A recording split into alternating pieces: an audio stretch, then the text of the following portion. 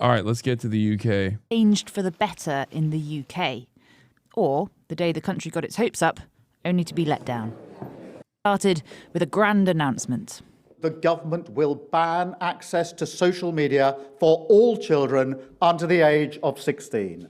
Not only were we following the Australian example of removing under 16s from platforms like Snapchat, TikTok, YouTube and Instagram from next spring, we were going further.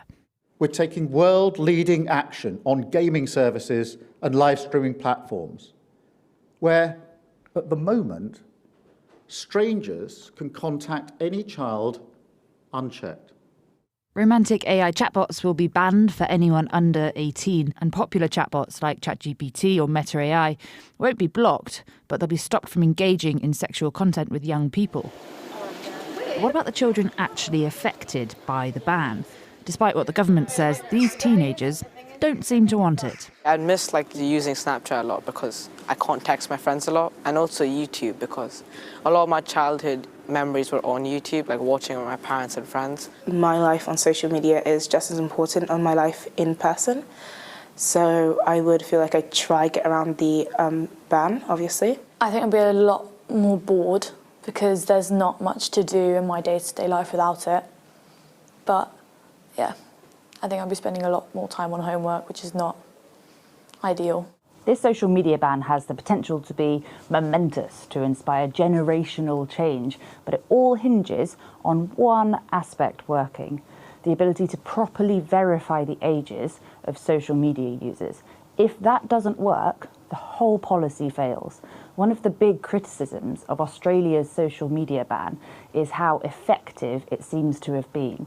There is research released recently that suggested that more than 60% of young people under the age of 16, so young people that are now banned from using social media, that they were still using their social media accounts, which suggested that the ban hadn't been that effective. Yoti runs age verification for some of the biggest companies in the world. According to its CEO, the government needs to urgently learn from other countries if it wants to make this ban a success. The Australians were very clear that they were the first to do this and that it would take time for them to get this right. I think as an age... I don't feel good about this because on the one hand, I think this has nothing to do with children. And their media diet, or I mean, I guess it does have something to do with their media diet. They just don't want the kids to get radicalized, but not in the direction of neo-Nazi stuff, because I don't think they give a fuck about that much. I think they just don't like that kids learn too much about Israel too early without getting the sufficient social conditioning, and I think that's what pushed it over the edge. But I also think it's beneficial because it creates mass surveillance, an opportunity for mass surveillance for people. But also on the other side, I don't know. I feel like it could potentially be, don't destroy me over this. I do think that the internet is rotting people's brains, but I don't think this is the solution to it. I think the internet is rotting kids' brains. I think it's rotting adults' brains. And I also think that people would probably behave differently if their identification was associated with what they were saying on the internet. Having said that, however, it's not the same as a public space. It's not the same as a public space because it's totally trackable. And not only is it totally trackable, but it makes people infinitely more vulnerable. The internet is an unbelievably important tool for communication. Shutting off access to this unbelievably important tool for communication up until the age of 16 will leave you way more vulnerable by the time you get to the age 17. It's just, you're going to have a bunch of tech illiterate children. That's ridiculous. Yeah, pretty sure this is all coordinated between key Western states that want to end online anonymity. That's what it is. They're using valid reasons. They're using valid problems, real problems. Why is it not worth making a small sacrifice in order to save the under 16s. And I think far many more people than that should be saved from the pernicious material in which these tech giants are trafficking. But it's not a small sacrifice. It's an enormous sacrifice. It's not inconceivable that in a couple of elections' time, if we have a nasty regime in office, they will use the tools and capabilities and legislation that has been slowly introduced to clamp down on our freedom of speech and slowly over time erode our freedom of speech and make it easier for the government to snoop on us. The Soviet Union would be proud of this. I just don't think this is actually, I mean, it's a fucking dumbass ban, and I just don't think it's actually good for anybody. And it's not even just bad for under 16s. It's bad for literally everyone, including those who are over the age of 16, because now you have to put your fucking identification to go on a website. To go on the internet, everyone has to put their IDs up. Banning under 16s from YouTube mostly means banning them from logging in, which means YouTube will treat them less like kids and more like anonymous adults. Great job, UK. Do I think YouTube could handle its responsibility to kids better? Of course. Do I think they could create their product more family utility and less for holding attention? Absolutely. Does this help with any of that? No, it does the opposite.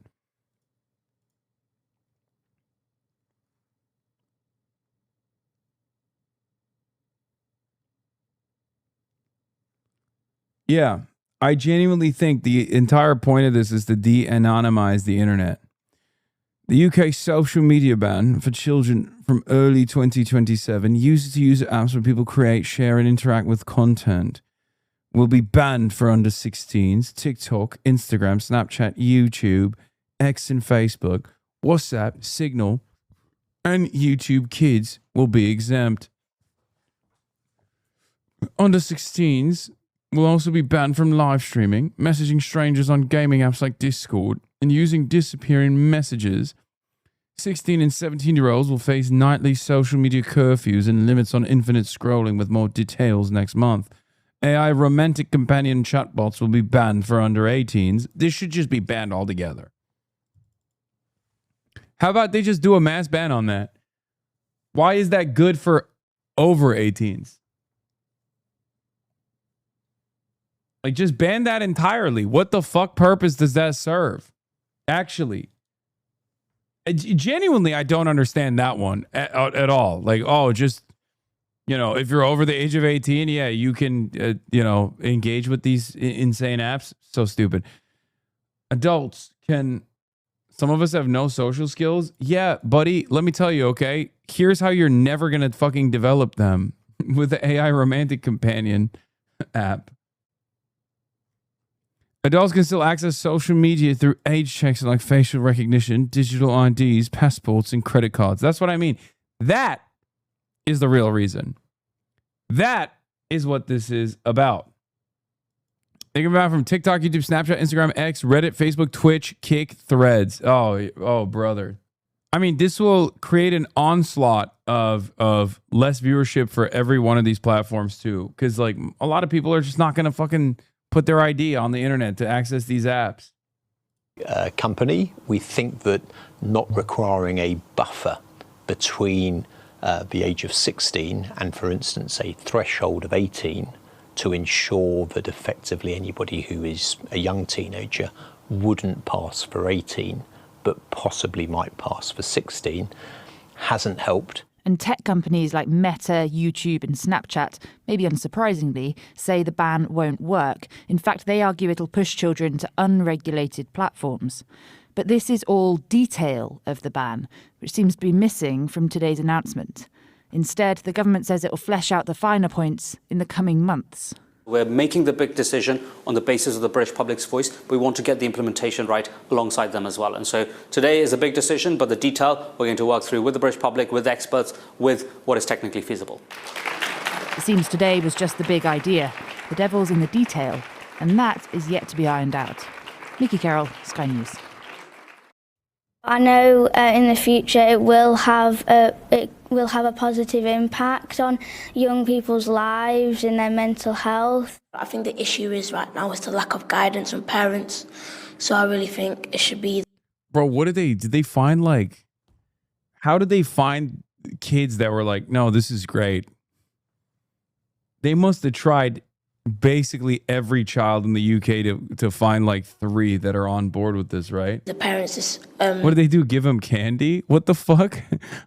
Did they bribe these children somehow to get them to say this script? Go watch how excited Larry Ellison was talking about forcing digital ID on the UK, centralizing all data, and using AI to enforce social credit mass surveillance. Go look at how eagerly his son bought up the biggest US social media properties to censor criticism of Israel. Yep. Like there are a million different tools and things that actually aid minors on the internet when they're, being abused, for example. Like there are so many ways in which this will be bad. There's so many ways in which this will be fucking bad. And we're all kind of bouldering down this like mass surveillance situation. Because like everyone over a certain age, in my generation and above, understand that like the internet is not great for social development. Yeah, they're not trying to give children their childhood back. That's once again exploiting the same frame Jonathan Haidt uses to smuggle his reactionary anti-secularization frame into college education liberal households. What they want to do is stamp out left views and censor criticism. In order to enforce the ban, it's going to dramatically expand ID verification for all adults and shred anonymity on the internet. That process alone will cut off baseline access to information for a huge percentage of adults. Yeah, I don't see this being good at all. responsibility to guide us children. It maybe shouldn't have been banned. Maybe it should be more restricted so you can't talk to people that you don't know or just people that aren't very nice. I personally think that it's the parents' responsibility to decide whether the children are immature enough for whatever social media apps that they're asking for, and a complete ban is a bit like authoritative and unnecessary.